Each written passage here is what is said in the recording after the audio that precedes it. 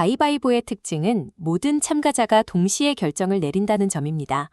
하지만 우리가 마주하는 수많은 비즈니스 현장은 이보다 훨씬 복잡한 층위를 가지고 있습니다.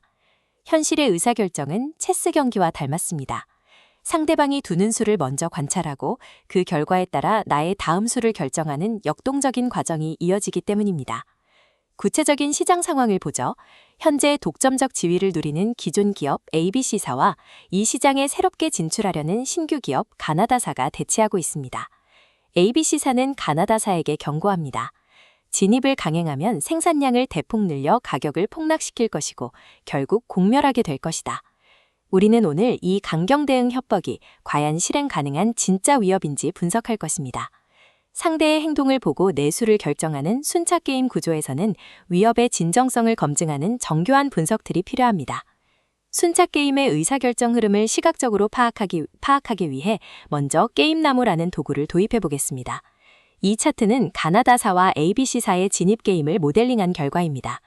의사결정의 정확한 순서와 각 사망별 최종 이윤 수치가 담겨 있습니다. 선이 갈라지는 지점들을 결정마디라고 부릅니다. 맨 왼쪽 첫 번째 결정마디의 주인공은 가나다사입니다. 진입할 것인지 아니면 자제할 것인지를 먼저 선택해야 하죠. 가나다사가 결정을 내리면 다음 결정마디로 이동합니다. 여기서부터는 ABC사가 대응 방식을 선택하며 그 결과에 따라 맨 오른쪽에 적힌 최종 이윤이 확정됩니다. 그런데 의문이 생깁니다. 가나다사의 전략은 진입과 자제 2개뿐인데 왜 후발주자인 ABC사의 전략은 4개나 존재할까요?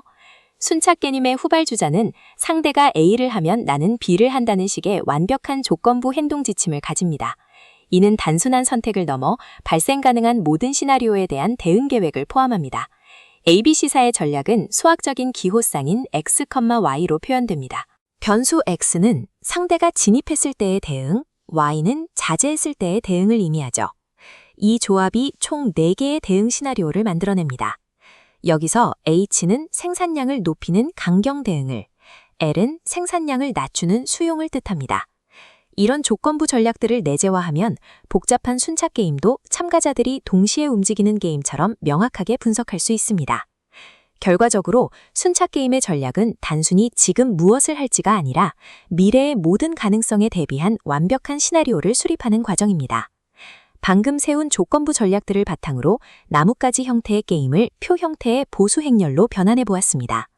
표 안의 이윤 숫자들이 앞서 확인했던 게임 나무의 최종 결과값들과 일치하는 것을 볼 수 있습니다. 이제 각 기업은 상대방의 전략을 전제로 자신의 이윤을 극대화하는 최적의 대응을 찾아나갑니다. 먼저 첫 번째 내쉬 균형인 진입, HL을 발견할 수 있습니다.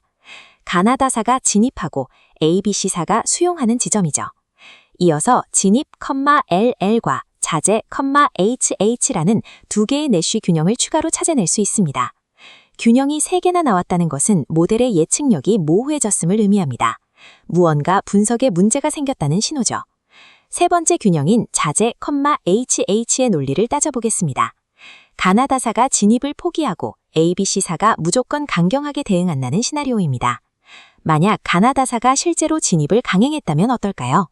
이때 ABC사가 H, 즉 강경 대응을 고집하면 이윤은 5억 원으로 줄어듭니다. 하지만 L로 선회하면 6억 원을 벌 수 있죠. 강경 대응은 스스로 손해를 보는 비합리적인 선택이 됩니다. 시간의 흐름을 무시하고 정적인 표로만 분석하면 실현될 리 없는 협박조차 수학적 균형으로 둔갑하는 내쉬 균형의 함정에 빠지게 됩니다. 실행 시 자신에게 불이익이 돌아와 결코 실천할 수 없는 위협을 우리는 헛된 위협이라 부릅니다.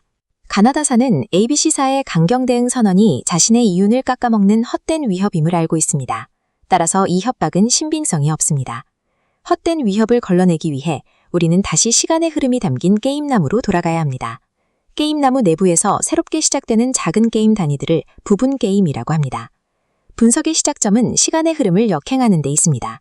가장 마지막에 선택을 내리는 ABC사의 부분 게임부터 합리성을 따져보겠습니다. 위쪽 푸른색 타원을 보십시오.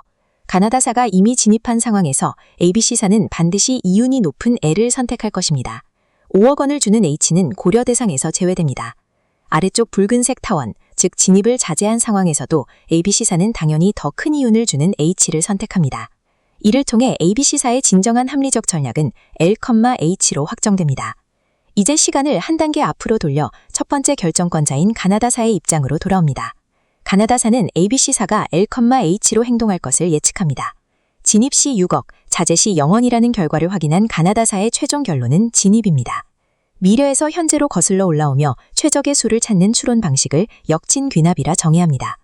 이를 통해 헛된 위협을 배제하고 합리성이 검증된 균형만이 진정한 완전 균형이 됩니다. 역진귀납 결과에 따라 강경 대응 협박이 무력화된 ABC사. 이 불리한 판을 뒤집을 전략은 없을까요? 헛된 위협을 신빙성 있게 만드는 유일한 방법은 자신의 선택 가능성을 스스로 없애는 공약입니다. 예를 들어 CEO가 강경 대응 지시를 내린 뒤 연락이 불가능한 오지로 휴가를 떠나버리는 비가역적인 상황을 만드는 것입니다.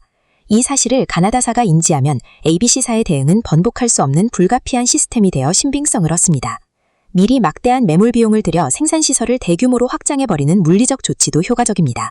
시설이 확장되면 추가 생산의 한계 비용이 낮아집니다. 이제 강경 대응인 H가 실제로 이윤을 극대화하는 합리적인 행동으로 변모하기 때문입니다. 때로는 기업이 매우 호전적이라는 평판 자체가 진입을 막는 강력한 자산이 되기도 합니다. 스스로 퇴로를 불태워 내 손발을 묶는 전력적 행보는 상대방의 이성적 계산을 무력화하며 오히려 나의 협상력을 강화하는 효과를 발휘합니다. 순차 게임 분석은 게임 남모 도출, 헛된 위협의 배제, 그리고 역진귀납을